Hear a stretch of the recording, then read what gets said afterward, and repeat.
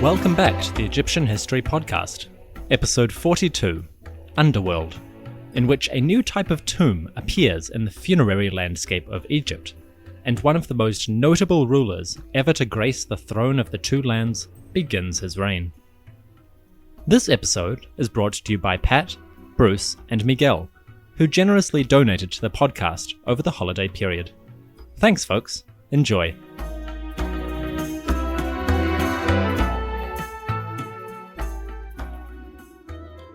The year is approximately 1880 BCE, and a new ruler has recently taken the throne. His name is Ka-Khau-Re, which translates to "the Kas of Re appear in glory." Known more generally as Sen-Useret III, he is possibly the most accomplished of the 12th dynasty rulers, and one of Egypt's most famous kings. In a book published in 2006, Egyptologist Wolfram Grajecki, who is perhaps one of the most knowledgeable scholars of Middle Kingdom history, described Ka-Khau-Re Sen-Useret III thus: "In the chain of remarkable rulers of the 12th dynasty, Sen-Useret III is perhaps the most famous. There are many changes in life, art, and culture under this king, although it is not known whether these changes were directly influenced by the ruler himself, whatever the specific reasons. Nevertheless, his reign marks the beginning of the late Middle Kingdom, and later generations treated him as one of the most important kings of ancient Egypt." End quote. In terms of political, economic, military, and literary achievement, the 2 or 3 decades of Sen-Useret III's reign are unparalleled in the story we have told so far. This reign is absolutely packed with significant affairs, a wealth of information and records, and some of Egypt's most famous stories and tales. It bore a legacy that was to last over 1,000 years, to the time of the Greek writer Herodotus. Writing in the mid-5th century BCE, Herodotus remembered Sen-Useret as a conqueror who swept across Asia and right into Europe. For those of you familiar with classical writers, you'll know that for all he is called the father of history, Herodotus was much closer to a travel documentarian. But it seems that, as the cultural legacy of Sen-Useret's reign became apparent, the reputation of the king grew in the popular imagination. So maybe by the time Herodotus arrived, the king was remembered as a conqueror who strode far and wide across the area. We do know that Sen-Useret III was an accomplished military leader, and I will cover his wars in the next episode. For now, let us focus on the accession to power and the most noteworthy aspects of his public representation. This, I think, is the best way to introduce one of the most accomplished kings of our podcast so far. Sen-Useret was born to the king Ka-Khau-Re Sen-Useret II and his royal wife, Kenemet-Nefer-Hedjet I. At least, this is the general consensus. There is no explicit proof that he is the son of that king, but in the absence of other records, it's the one we have to go with. On the plus side, it is very likely that his mother was Kenemet-Nefer-Hedjet, as a statue of this woman was erected in Sen-Useret's tomb as a memorial. Assuming the queen did not have any fruitful affairs, the chances that Sen-Useret was the natural son of his royal predecessor are fairly good. His wives included his half-sister, Sat-Hathor-Iyunet, whose beautiful diadem and jewellery were discovered in her tomb at Lahun. We saw these last episode. There was also Meret-Seger, Kenemet-Nefer-Hedjet II, and Nefer-Henut, of whom we know very little. These 4 marriages together produced at least 5 daughters, plus several more anonymous girls who were buried in sarcophagi alongside their sisters. It is one of the interesting traits of the Egyptian royal family that the children are given very little public recognition or visibility. Until the mid-5th dynasty, royal sons had filled important administrative positions, but after Niuserre allowed non-royals to attain high office, royal children become much harder to document with certainty. The fact that these princesses were buried anonymously is not necessarily indicative of misogyny. In the 12th dynasty, we actually know more about the royal daughters than we do the sons. We know of 1, at most 2, boy children for any single king, whereas each generation of the family tree includes up to 7 or 8 girls. Sen-Useret seems to have been something of a family man. With many wives, many daughters, and at least one son, his household was quickly established, and the dynasty continued its run of good breeding. With the coronation completed, and 1 or more wives at his side, the king's thoughts turned to his burial.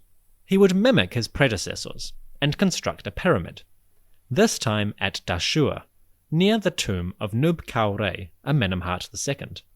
The complex was a large one, with several subsidiary pyramids built for the royal woman, essentially creating a family burial ground around the tomb of Sen-Useret.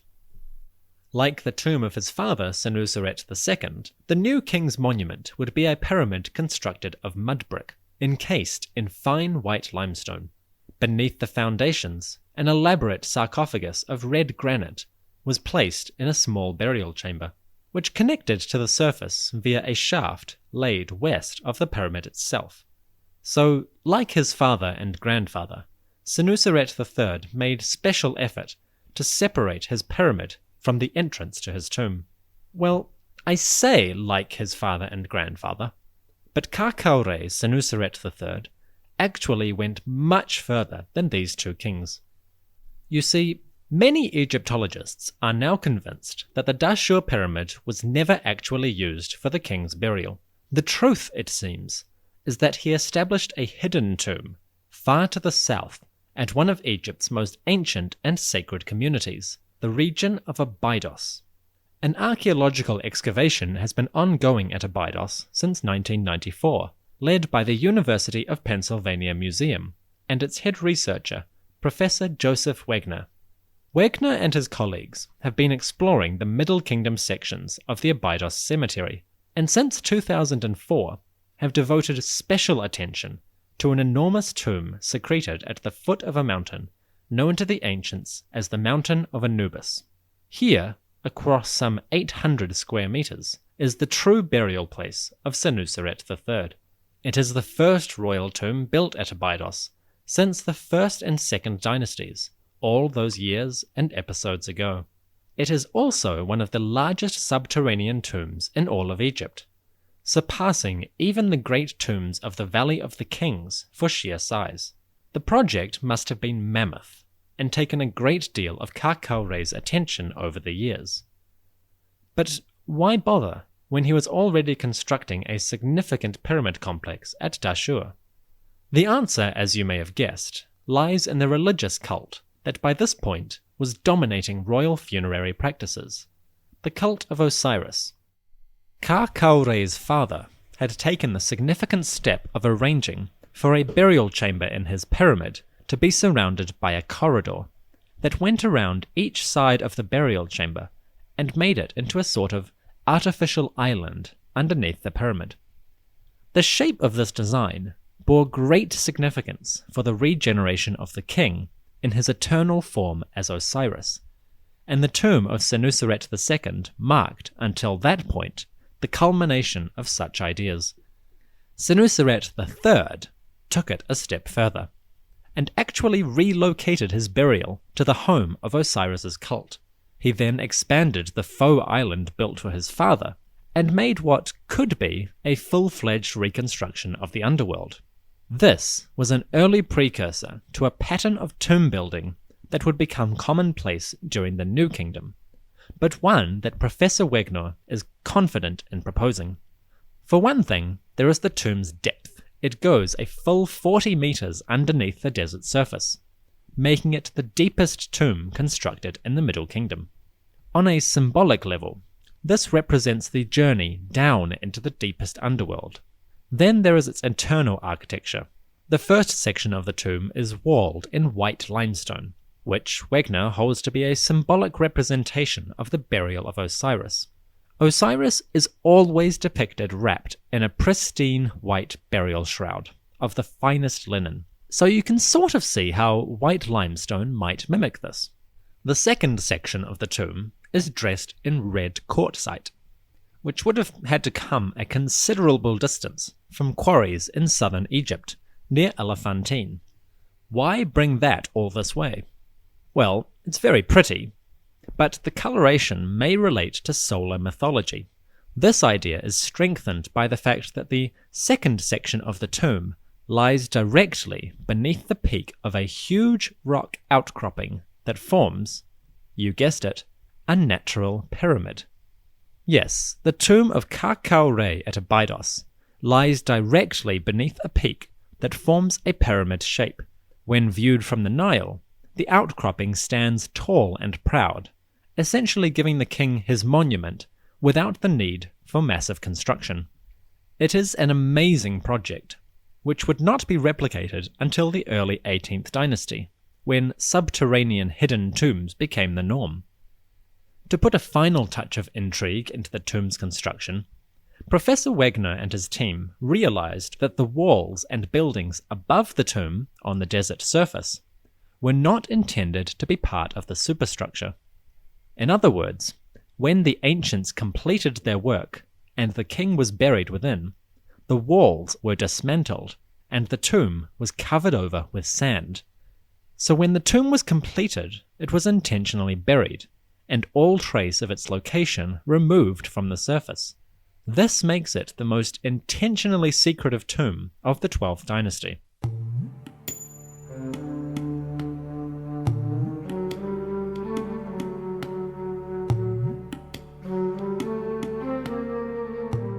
With work proceeding on 2 tombs at once, Ka-Kaure could be assured that his soul would be protected after death. But to ensure its sustenance and provisioning, he required a mortuary temple, which could house his statues and receive his offerings. This temple was erected at Abydos, just east of the hidden tomb. It was named Nefer-Ka, or Beautiful is the Ka, referring to Senuseret's Ka, or spirit.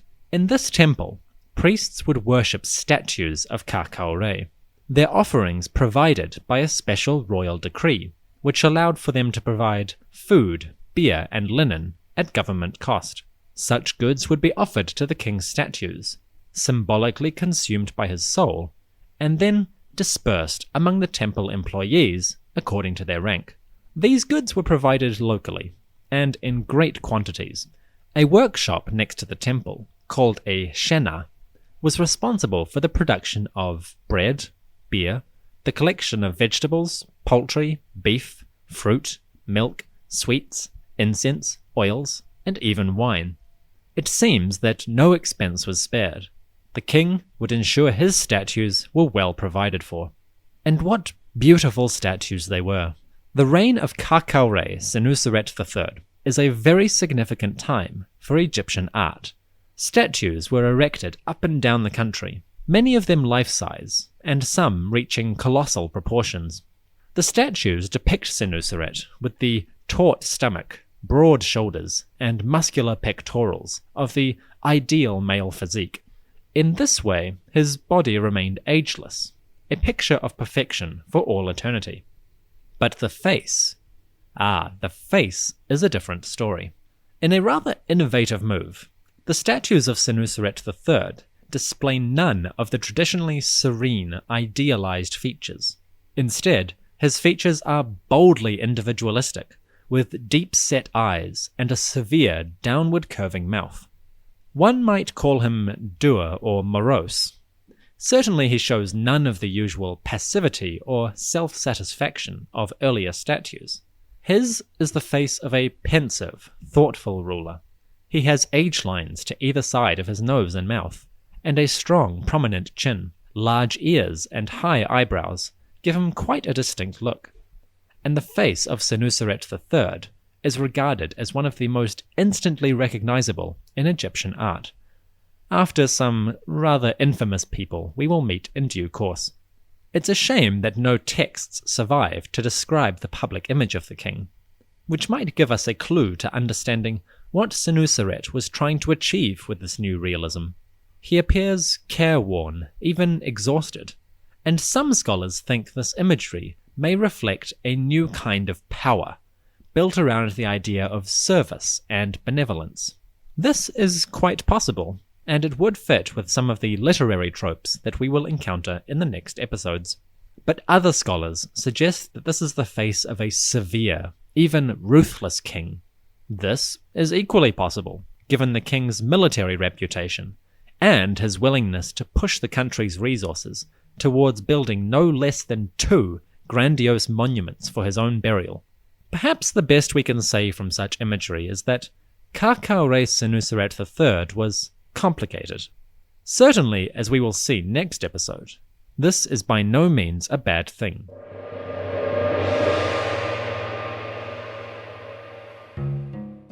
Join us soon for episode 43, in which the king launches a bold revival of philosophical ideals, particularly among his courtiers, and then stamps out the growing seeds of an independent nobility.